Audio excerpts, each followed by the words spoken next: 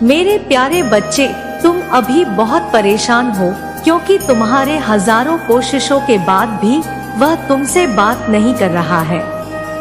हर प्रकार का प्रयोग करके देख लिया, लेकिन वह तुम्हें कोई जवाब नहीं दे रहा है। मेरे प्यारे बच्चे, इसमें तुम्हारा कोई दोष नहीं है कि आज तुम दोनों अलग हो। दोष केवल तुम्हारे बुरे समय का है। मैं जानता हूँ तुमसे भी कई बार क्रोध में कुछ गलतियाँ हुई है, लेकिन तुम उनके लिए क्षमा मांग चुके हो। तुम अपना व्यवहार हमेशा ही अच्छा रखने का प्रयास करते हो, लेकिन कई बार उसके व्यवहार से तुम्हारा हृदय दुखा है। फिर भी तुमने हमेशा उसकी गलतियों को माफ कर दिया और सदैव ही उससे प्रेम से बात की, क्योंकि तुमने हमेशा उसकी खुशियों को अपनी खुशियों के आगे रखा है। मेरे बच्चे, मैंने देखा है कि तुम उसे कितना प्रेम करते हो। तुम्हारा हृदय अत्यंत कोमल और पवित्र है।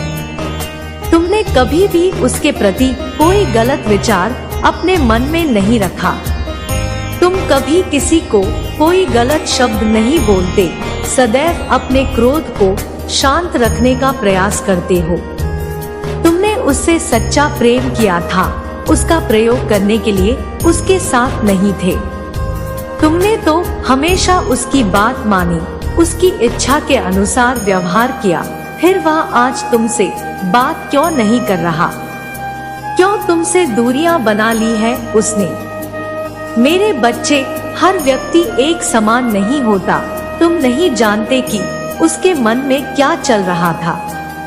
दुनिया में हर एक व्यक्ति तुमसे केवल इसलिए नहीं जुड़ेगा कि उसे तुमसे स्नेह है। कई लोग ऐसे भी आएंगे जो केवल स्वार्थ के लिए तुम्हें अपना कहेंगे, अपना कार्य पूर्ण करने के लिए तुम्हारा प्रयोग करेंगे। किंतु कुछ लोग तुम्हारे जैसे भी होते हैं जो निस्वार्थ भाव से सच्चा प्रेम करते हैं। मेरे बच्चे, मैं जानता हूँ तुम्हारा प्रश्न यही होगा कि तुम ऐसे साथी की तलाश कैसे करोगे जो तुमसे सच्चा प्रेम करे। तुम मेरी इस बात को ध्यान से सुनो। जब भी तुम प्रेम बंधन में बंधो, तब हमेशा देखना कि तुम्हारा साथी तुम्हारा सम्मान करता है या नहीं। ऐसा तो नहीं कि केवल जब उसे तुम्हारी आवश्यकता होती है तो वह मुझसे मीठी वाणी में बोलता है, बाकी समय अपने आप को व्यस्त दिखाने का प्रयास करता है। मेरे बच्चे, जो सच्चा प्रेम करते हैं वह एक दूसरे के लिए समय अवश्य निकाल लेते हैं, लेकिन तुम्हें उदास होने की आवश्यकता नहीं है। मेरी बात को हमेशा याद रखना। तुम्हारे जीवन में केवल वही चीजें प्रस्थान करेंगे जो तुम्हारे लिए उचित नहीं होंगे, और जो तुम्हारे लिए उचित है वह सर्वश्रेष्ठ है। वह किसी न किसी माध्यम से अवश्य प्राप्त होगा, और इसी प्रकार शीघ्र ही तुम्हें तुम्हारा सच्चा प्रेम भी प्राप्त होगा।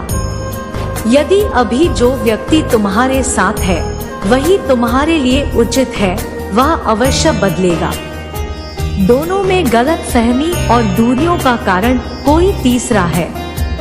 ऐसा व्यक्ति जिसे तुम दोनों जानते हो, लेकिन वह तुम दोनों को खुश नहीं देख पा रहा है। मेरे बच्चे, तुम चिंता मत करो। जिसने तुम दोनों को अलग किया है, तुम्हारा प्रेम तुमसे छीना है, वह अवश्य ही अपना दंड भोगेगा।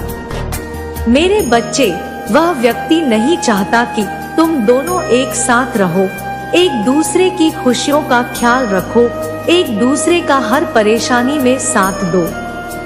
वह तुम दोनों से जलता है, वह तुम दोनों का एक करीबी मित्र है। लेकिन मेरे बच्चे, मैंने तुम्हारे भाग्य में जो खुशियाँ लिखी है उसे कोई नहीं छीन सकता है।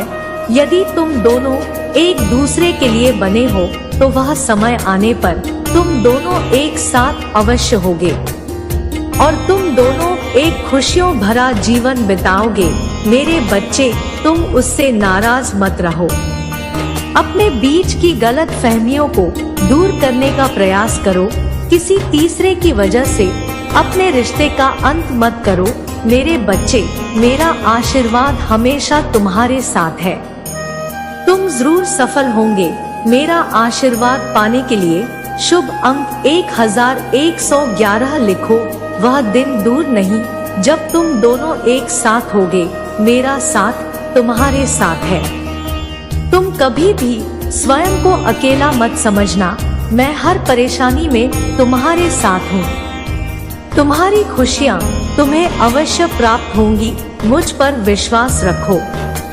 अगर तुम मुझ पर विश्वास करते हो तो लिखो जय भोलेनाथ। तुम्हारा कल्याण हो। ओम नमः शिवाय।